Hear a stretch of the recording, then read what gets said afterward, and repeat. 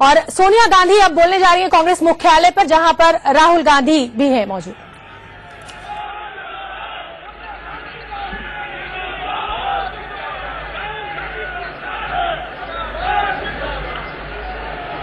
Doctor Manmohan Singh ji, Rahul ji, Vora जी, द्विवेदी जी, मुल्लीपल्ली रामचंद्रन जी, मिस्त्री जी, Kalita जी, मेरे प्यारे कांग्रेस के साथियों, अपनी बात शुरू करूं उससे पहले राहुल को कांग्रेस अध्यक्ष निर्वाचित होने का प्रमाण पत्र जारी होने पर मैं उन्हें हार्दिक बधाई, शुभकामनाएं और आशीर्वाद देती हूं।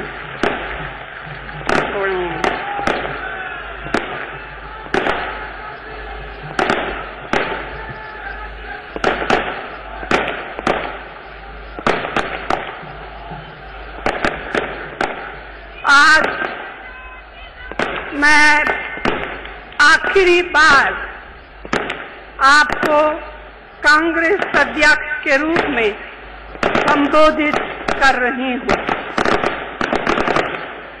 एक नया दौर, एक नए नेतृत्व की उम्मीद आपके सामने है।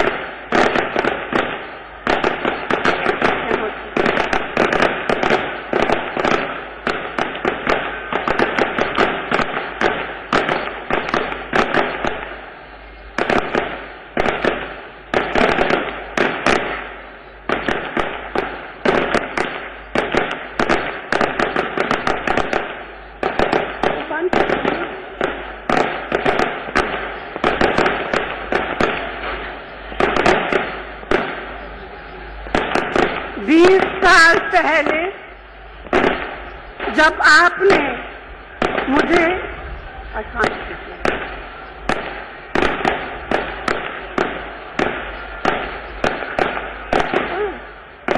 शायद पटाखे बहुत छूट रहे हैं दीपक जी, और उसके चलते वो डिस्टर्ब हो रही हैं, अस्थमैटिक है, परेशानी है, और इसीलिए शायद सेवा दल के साथियों से अनुरोध है कि पटाखे फौरन बंद कराएं। सेवा दल के सभी साथियों से अनुरोध है पटाखे बंद कराएं।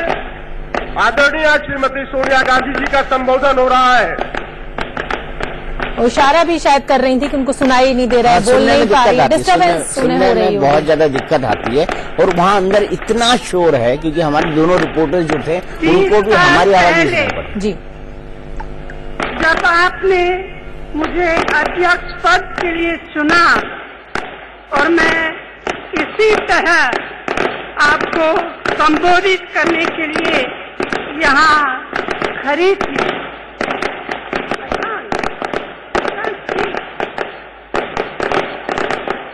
कुछ नाराज होती हुई भी दिख रही हैं कि बंद नहीं हो रहे हैं, और गले की तरफ से इशारा कर रही हैं। शायद गले में दर्द हो रहा है, बहुत जोर से उनको बोलना पड़ रहा होगा जिस तरह से पटाखों का शोर है। और आप बता ही रहे थे कि कांग्रेस मुख्यालय में बहुत शोर है। अभी हमारे जो सहयोगी वहां खड़े हुए हैं हम उनको भी नहीं ठीक से सुन पा रहे थे, और वो चुप हो गई है इस समय। राहुल गांधी को अध्यक्ष बनने पर उन्होंने बधाई दी, हालांकि बहुत इमोशनल तरीके से उन्होंने शुरुआत करी अपने भाषण की, आशीर्वाद दिया शुभकामनाएं और बधाई के साथ।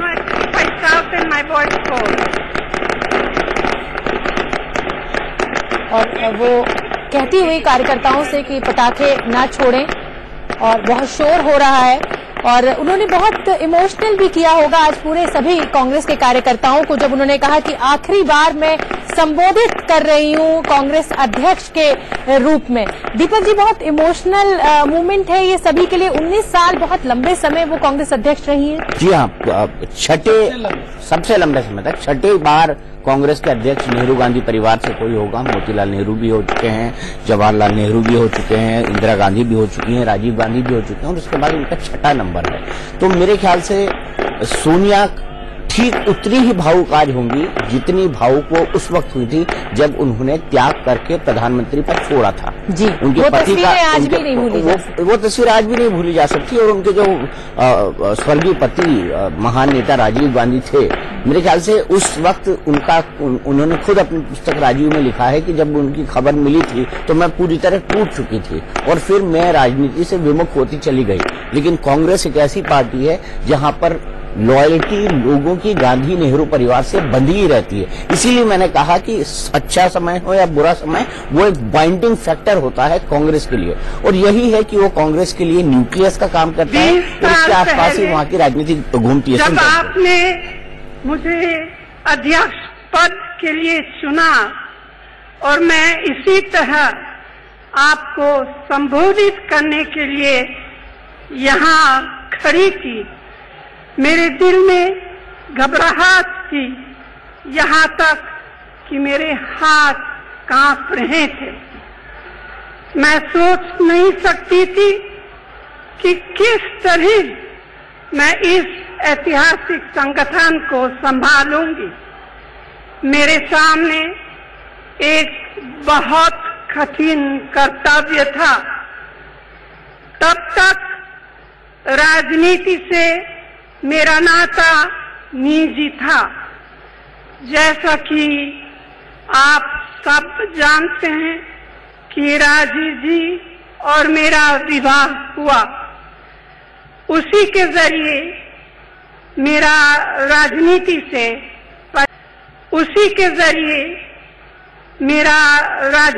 से परिचय हुआ। जिस परिवार में मैं आई वह एक क्रांतिकारी परिवार था। इंदिरा जी उसी क्रांतिकारी परिवार की बेटी थी जिस परिवार ने स्वतंत्रता संग्राम के लिए अपना धन, दौलत और पारिवारिक जीवन को त्याग दिया था। उस परिवार का एक एक सदस्य इस देश की आजादी के लिए जेल जा चुका था। देश ही उनका मकसद था, देश ही उनका जीवन था। इंदिरा जी ने मुझे बेटी की तरह अपनाया। उनसे मैंने भारत की संस्कृति के बारे में सीखा, उन उसूलों के बारे में सीखा जिन पर इस देश की नींव डली है। 1984 में उनकी हत्या हुई। मुझे ऐसा महसूस हुआ जैसे कि मेरी मां मुझसे छीनी गई है। इस हादसे ने मेरे जीवन को हमेशा के लिए बदल डाला। उन दिनों में मैं राजनीति को एक अलग नजरिया से देखती थी। मैं अपने आप को, अपने पति और बच्चों को इससे दूर ही रखना चाहती थी, मगर मेरे पति के कंधों पर एक बड़ी जिम्मेदारी थी। उसे अपना कर्तव्य समझकर प्रधानमंत्री का पद स्वीकार कर दिया। इस जिम्मेदारी को निभाने के लिए उन्होंने दिन रात एक किए। उनके साथ मैंने देश के कोने कोने तक दौरा किया, लोगों की समस्या को समझा, देश के सामने चुनौतियों को पहचाना।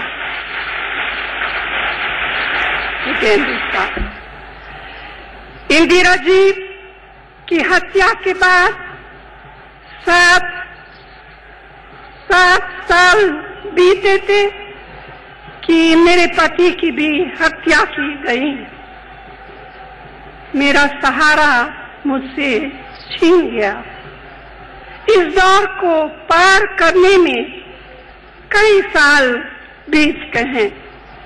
केवल जब मुझे एहसास महसूस होने लगा कि कांग्रेस पार्टी कमजोर हो रही है, उसके सामने गंभीर चुनौतियां आ रही हैं और सांप्रदायिक तत्व उभर रहे हैं, तभी मुझे पार्टी के आम कार्यकर्ताओं की पुकार सुननी पड़ी।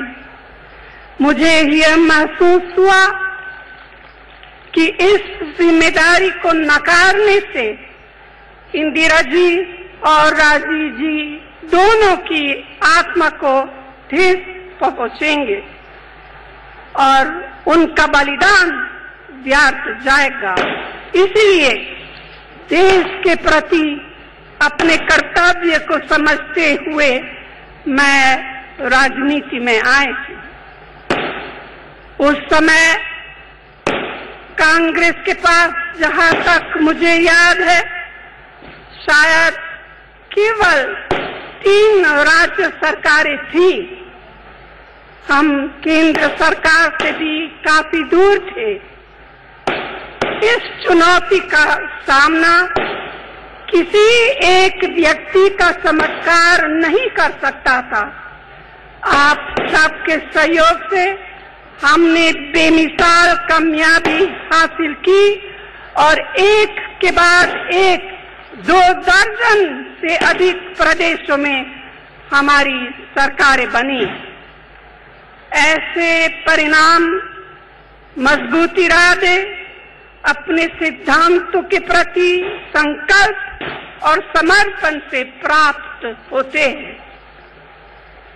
आप सबके साथ मिलकर लाखों कांग्रेसजनों ने, समाज के उन सभी वर्गों ने जो हमारे सुख दुख के साथ साथी रहे हैं, हमारे प्रति विश्वास व्यक्त किया। कांग्रेस पार्टी के लाखों कार्यकर्तागण, मेरे प्यारे भाइयों और बहनों, इस जीवन यात्रा में आप मेरे हमसफर रहे हैं, मार्गदर्शक रहे हैं। मैं आप सबको धन्यवाद देती हूँ कि आपने हर मोड़ पर मेरा साथ दिया है। मैंने आपसे जो कुछ सीखा और समझा उसकी कोई तुलना नहीं हो सकती। मेरे अध्यक्षता के शुरुआती सालों में हमने मिलकर पार्टी को एकबद्ध और एकजुट रखने की लड़ाई लड़ी। सदी बदलने के बाद हमने शीघ्र ही एक प्रमुख विपक्षी दल की महत्वपूर्ण भूमिका को अपनाया और 5 सालों के लिए अपने स्वतंत्रता संघर्ष तथा संविधान के मौलिक मूल्यों की दृढ़तापूर्वक रक्षा की। 2004 से अगले 10 सालों तक हमारी पार्टी ने अन्य साथी दलों के साथ मिलकर देश की जनता को एक जिम्मेदार और एक प्रगतिशील सरकार दी, जिसका नेतृत्व डॉक्टर मनमोहन सिंह जी ने पूरी ईमानदारी और मेहनत के साथ किया। हमने समाज के हर तबके का प्रतिनिधित्व और विकास किया।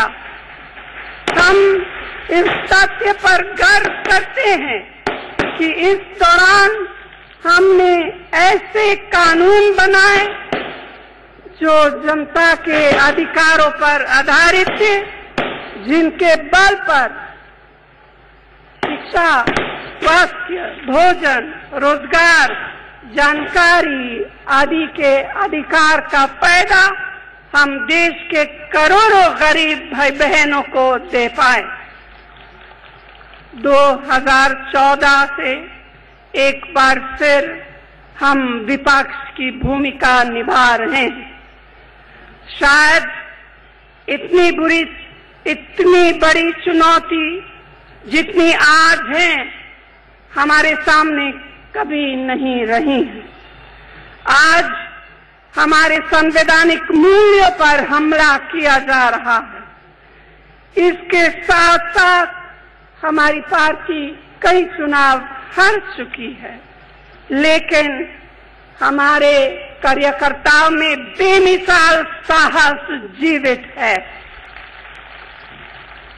हम डरने वालों में से नहीं हैं, हम झुकने वाले नहीं हैं। हमारा संघर्ष इस देश की रूह के लिए संघर्ष है। हम इससे पीछे कभी नहीं हटेंगे। आप सब कांग्रेस के नेता और कार्यकर्ता हैं।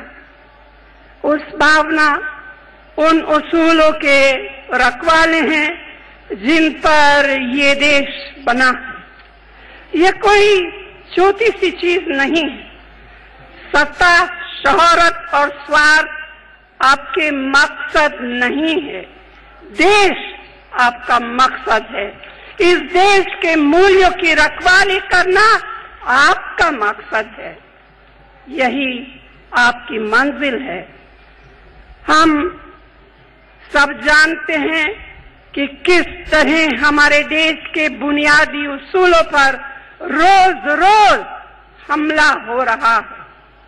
बोलने और अपने आप को व्यक्त करने की आजादी को तोड़ा जा रहा है। हमारी मिली जुली संस्कृति पर वार हो रहा है।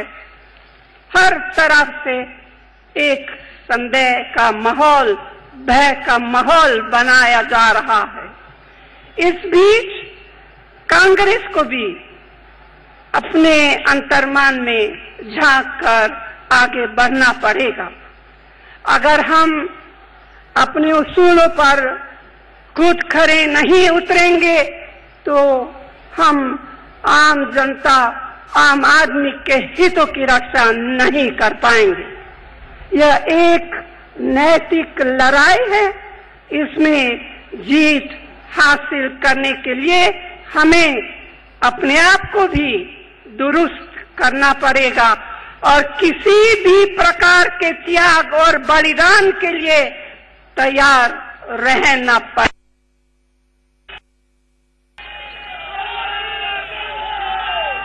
साथियों, भारत एक युवा देश है। मुझे पूरी आशा है कि एक नवीन और युवा नेतृत्व के आगमन हमारी पार्टी में एक नया जोश आएगा, जिसके द्वारा असली परिवर्तन हो सके। आपने इस नेतृत्व के लिए राहुल को चुने हैं। राहुल मेरा बेटा है। उसकी तारीफ करना मुझे उचित नहीं लगता, मगर मैं इतना जरूर कहूंगी कि बचपन से ही उसने हिंसा का अपार दुख झेला था, लेकिन राजनीति में आने पर उसने एक ऐसे भयंकर व्यक्तिगत हमले का सामना किया जिसने उसको और भी निडर और मजबूत दिल का इंसान बनाया है।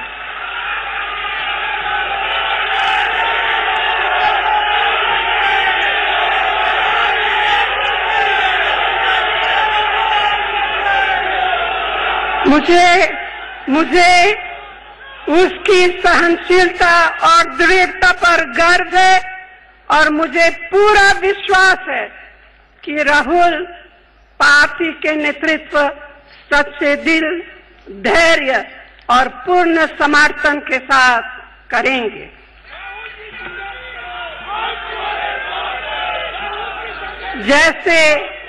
जैसे आप सब नए रास्ते पर आगे बढ़ेंगे, आपकी हर उपलब्धि में मेरी खुशी शामिल होगी। ये रास्ता हमारे पूर्वजों के विवेक, उनके उदार सिद्धांतों और कांग्रेस पार्टी की महान परंपराओं से मार्गदर्शित हो और देश के करोड़ों युवाओं और जन जन की आशाओं और अपेक्षाओं पर खरा साबित हो। साथियों, 20 साल गुजर गए हैं, करीब करीब एक जीवन सा बीत गया है। आज इस जिम्मेदारी को छोड़ते हुए मैं आप सभी कांग्रेसजनों और हमारे देश के नागरिकों द्वारा दिए गए असीम प्यार, स्नेह और विश्वास के लिए तहे दिल से शुक्रिया अदा करती हूँ। आप सबको दिल से बहुत बहुत धन्यवाद। जय हिंद।